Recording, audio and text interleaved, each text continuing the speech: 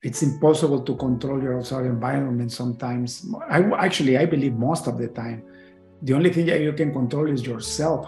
How do you actually react to what's going on around you? Right. And when people finally realize that, your anxiety tends to go away. Because if you're doing the best that you can do, and even that might not be enough to sustain your job, well, Right. at least you know that you're doing your best. What else can you do?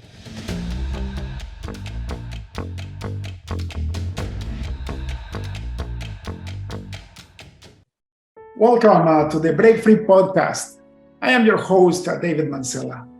We have created this podcast to honor incredible leaders in the community, CEOs, founders, people in business that are changing the world for a better place. I decided to start doing this podcast 3 years ago, and I've been amazed and enlightened by the people that come into the show. And today is a beautiful example. Ketty Hsieh, welcome to the show. How are you doing? I'm doing great. Thank you. Fantastic. Ketty, for the audience, can you please tell me your full name, where do you live, and what do you do for a living? Okay, sure. My name is Ketty Hsieh.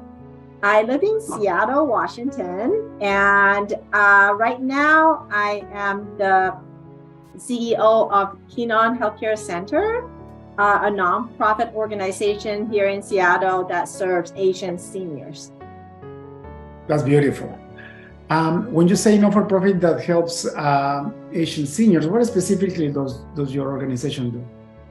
Yeah, so we offer a pretty wide variety of services, especially targeted for Asian seniors, especially those Asian seniors who might have language barriers to get some of the care that they need, or healthy living programs that will help them enhance their health and their aging, be able to aging healthily at home. So we offer from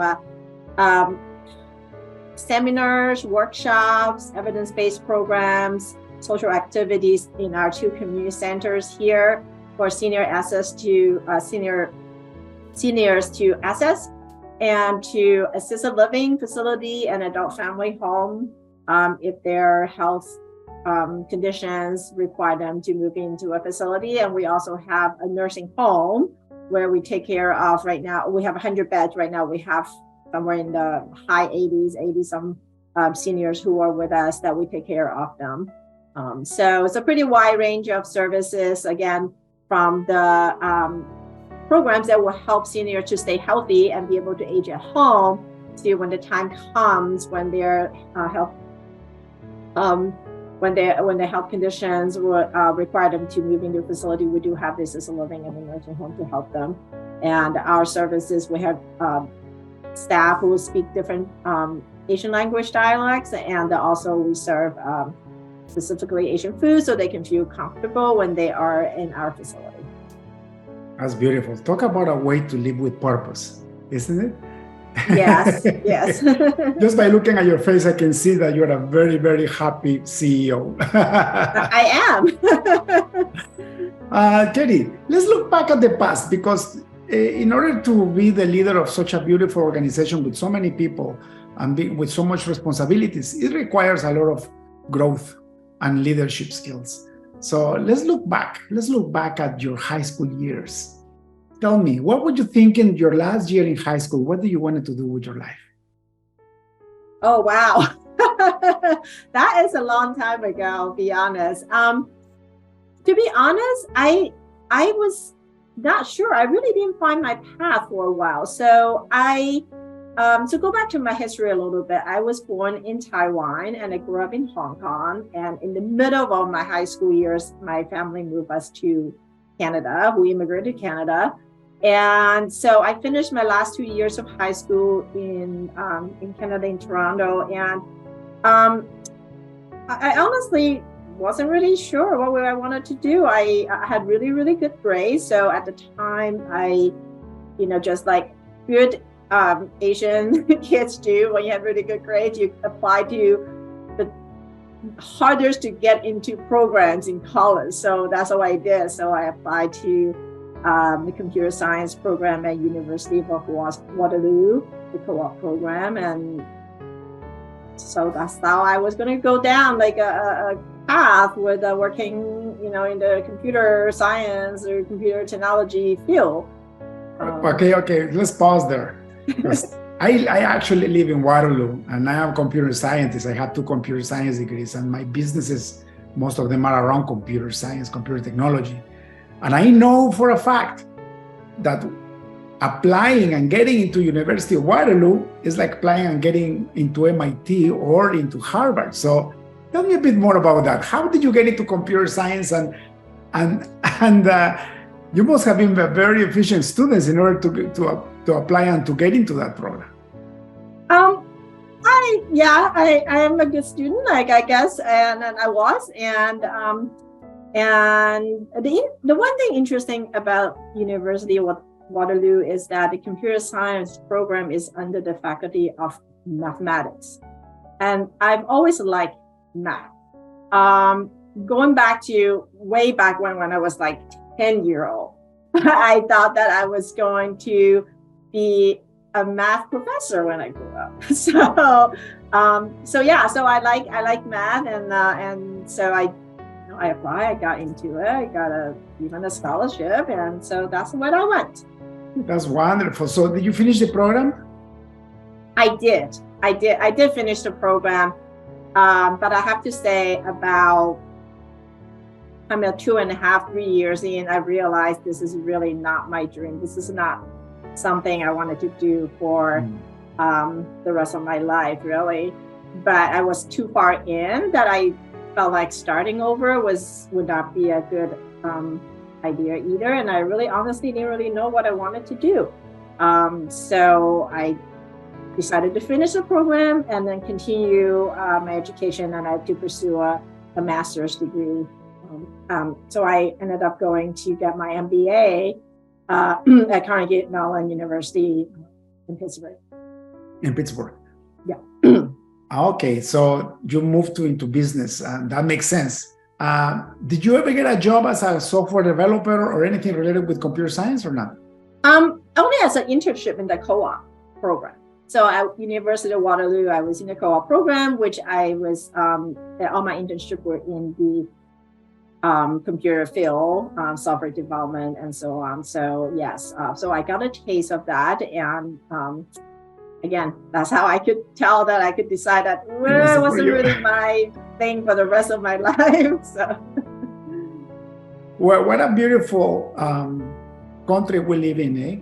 Where even if you go and you finish a career, you can always make up your mind, go back to school, and just be happy to make a different choice, and don't have to be stuck in the same career forever, right? Yeah, I think, I should use the word stuck. That really was how I felt when I was maybe the last year and a half in at Waterloo. I felt a little bit like my life was stuck. I wasn't quite sure what to do.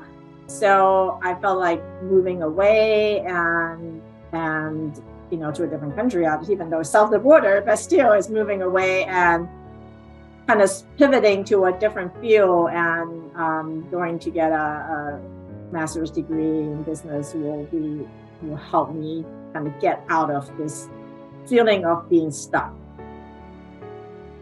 Wow, that's beautiful. What did you do after your MBA? Did you get a job in business? Yeah, so I switched field. I went to MBA. I wasn't quite sure what I wanted to do, but I knew that I didn't want to do computer science, and I liked the business. I like math, so I ended up majoring in finance. After I graduated from MBA, I went into work for a large corporation. I actually went to work for American Airlines in Dallas in their finance department.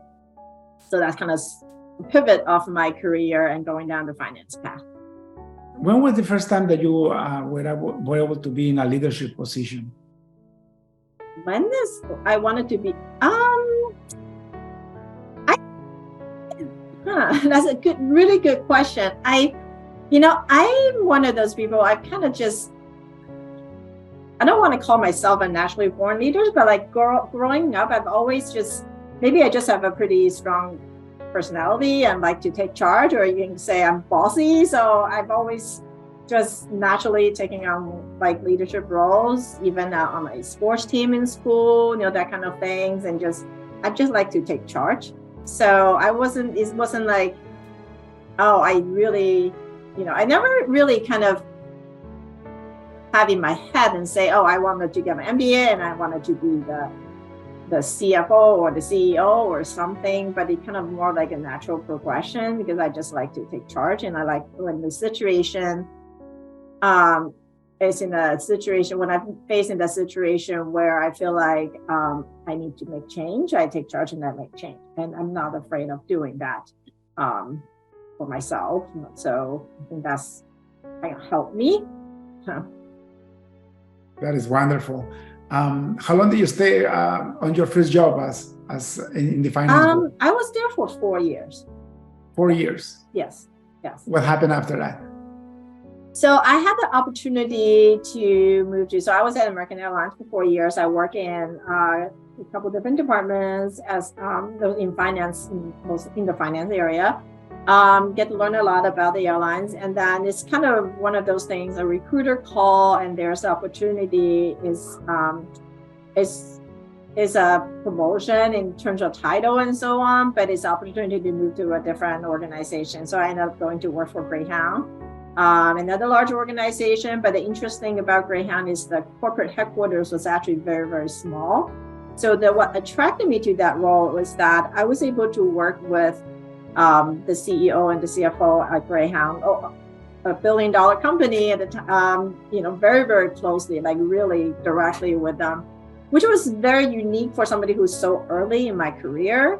Because at American Airlines, which is great, it's a large organization, there was like a gazillion levels between me and the C-suite. And there's a lot of bright people that I worked with, and I learned a lot. But I think Greyhound presented a very unique opportunity to just really learn and see how like the corporate, at the high level, working directly with those leaders, managing a very large company, to learn from them. So I took is a little bit of a risk to take, right? To go from a large airline to a much smaller company, but it's still not it's not that small. But, still a $1 billion company. But I think it's a beautiful way to manage your career. I did something similar. When I was in corporate, I started working for telecommunication companies with thousands and thousands of employees, or insurance companies with a worth of $8 to $10 billion. And until I moved to a mid-sized market business, I was able to get closer to the C-level suits and started being able to grow my leadership skills dramatically. The other ones had leadership paths that you could take, but it will take a lot longer, like you said, because of the massive organization. And like you, I remember my last job as an employee was working for this $500 million company, and the head office was 70 people. And I knew by name, and I had meetings with the CEO and the CFO, and I was in charge of the technology for the software side. And I grew exponentially because of that, and being able to have access to those bright minds, that they became my mentors, right? Absolutely. And I also want to just add, so when I came into working at Greyhound, I was working with all the senior executives, all the executive VPs and senior VPs of operations and accounting and so on. And was one really interesting because this was pretty early in my career, right? 4 years in, I was in my late 20s, and I just still remember the CEO one time. I was getting some again, using the word stuck in some of the assignments that I was given and I was working on, and the CEO told me, and this is a quote, direct quote that I never forget and really helped me in my career. He said, "Don't let them push you around." You just, I think that was such a great advice. I can't let people push me around. I have to find my ways. I have to find my ways, and don't let people push you around. Stand your ground in Yeah, a respectful exactly. way. exactly. Yeah. Because many people will push you if you allow them to, and you really just that was such a great advice. I still remember. The whole scene when I was in his office and I was going through some stuff, and that's what he said to me, and I was like, okay, stuck in my head, and it's something that I've been trying to live up to, the rest of my career. That's beautiful. When you were already in leadership positions, what has been one of the most difficult problems that you had, and how did you overcome it? I think, let's see, I would say probably dealing with a kind of a situation when the whole organization was not going well. So throughout the years, I worked with a couple other organizations and ended up with Washington Mutual Bank, a large bank. It was still the largest bank failure in the U.S. history. So I was at WAMU, Washington Mutual. We call it WAMU. And I was in the finance department supporting our mortgage business, which really, you're like in the storm, you're the eye of the storm when everything started falling apart. And the crisis management, the kind of having my team coming to me, trying to figure out hey, what's going on? Should I start looking for another job? Do I I have a family to feed, I have mortgage, what do I do? And so kind of working through that, how do you motivate your team when everything around you is crumbling? And then, so that was very challenging. There was a time I felt really good bonds with my team, but at the same time, it's hard, right? It's hard for me too. At the end, we all lost a job. And, but working through that, and like I say, how do you motivate a team? How do you not let there's all these really bad feelings and emotions going on, but at the same time we still have a job to do. We still have to deliver. How do you manage that? That was a challenging time, but I don't, I look back, I don't regret going to work for WAMU. I think I learned a lot, and that crisis management, that those lessons are really valuable, because you can't control a lot of external factors, and you have to control yourself, and you have to help your team to get through that. And that was such a valuable lesson I learned there. And that's the thing, right? I think what you said is profound wisdom. It's impossible to control your outside environment sometimes. I believe most of the time, the only thing that you can control is yourself. How do you actually react to what's going on around you? Right. And when people finally realize that, your anxiety tends to go away.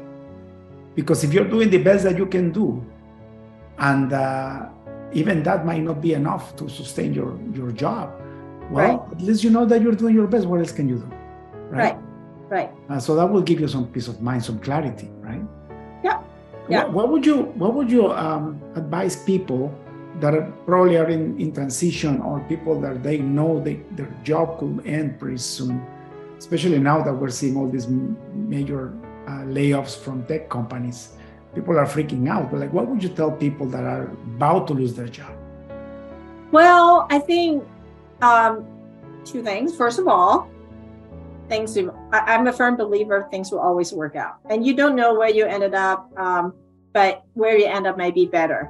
So after WAMU, in my case, it took me a good time to find my next job, probably 9 months or so. And it's scary, right? Going to a lot of interviews and not getting any callbacks.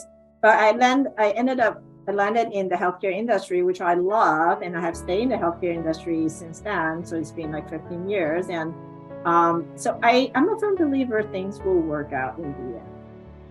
That said, the other thing is, I think you just have to pull yourself out. Nobody want to interview a candidate that was just full of self-pity, right?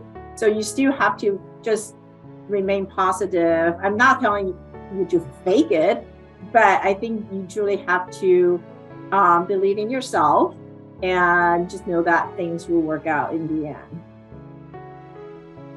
You know, from my personal experience, my biggest successes in life have come after my biggest failures. Yeah. Right? Yeah. Like what you just said, right? You were in finance all your life, and then this transition moved you into healthcare, and you've been in healthcare for 15 years now. Yeah, healthcare finance, right? So I went to work for a community hospital here. The pay wasn't as good as when I was in New Mutual, but I worked my way up, and I was recognized there, and I ended up being the site CFO of that hospital, which is a part of a larger system. So I was in charge of the finance for that hospital. And again, I learned so much in healthcare, and I just really love the healthcare industry. And that's also my first foray into nonprofit. As a hospital, we were a nonprofit community hospital, and it's that mission driven. At the end of the day, you try to do what's right for your client, the patients, and that's something that's very different than large corporations. Sometimes you're chasing that Wall Street, and I saw that firsthand when I was at Washington Mutual. That's why they ended up failing, because they were chasing those shiny numbers and whatever it takes, right? So that was kind of refreshing, going to work for a mission-driven organization. And that's key, I think, for having purpose in life. You're speaking with somebody that got lost trying to find that next shiny object. Right. And then once you get it, you realize that having that will make you happy for a little bit, and then you go after the next one. And it's this thirst that will never end, because as a human, you're not supposed to fill your heart with material possessions or even more abundance. You're supposed to contribute to society and to be good to everybody else. So fulfillment comes from being of service to others, right? I agree. Yeah, I totally agree. And I'm so happy in my current role, working Kinon, serving a community here. Me being Asian, I mentioned earlier, I was born in Taiwan, grew up in Hong Kong. That personal connection of serving that community here, just really, it makes me happy every day coming to work. Right, and it's beautiful. Once we know that greed is not the way, and you find your true calling, then every day is a vacation, isn't it?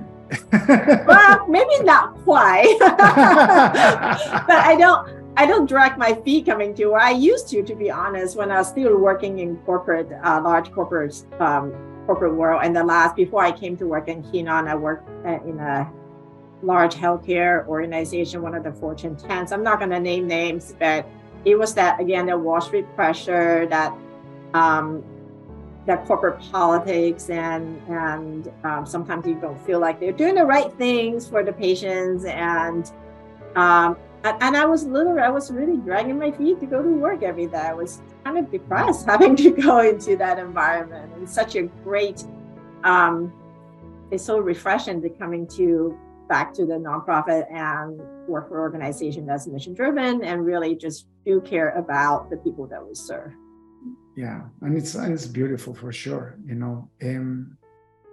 If you had access to go back in time into a time tunnel, and you could talk to yourself when you were 28 years old, what would you tell yourself? Okay. I would say enjoy the ride, and when you are faced with the issue, when, like, for example, after one where I was looking for a job, just be less, take care of yourself first, right? And enjoy the time off, and don't be scared. Mm-hmm. Don't be scared. When I see a violent community, or when I see people that get offended too easily, that is happening all the time in the world, what I see is fear. Yeah. Right? And when you get Right. scared, you react by being defensive, or even worse, by being offensive. And when that happens, there is nothing but trouble, isn't it? Right. Yeah, I agree. Yeah. So I think, like I said earlier, like taking charge, I like to take charge of things. And part of it, maybe that's my defense mechanism, so that I'm not scared, because I know that I can take charge. And even though there are a lot of things that I cannot control, but I know that I'm controlling what I can control. I'm controlling myself. I'm controlling situation more so than if you're just letting it run over you. No, that's for sure. Ketty, it's been such a pleasure speaking with you. I admire so much your career and what you're doing for your community, but I want to just make sure that I don't abuse your time. So let me ask you one last question before we finish the podcast.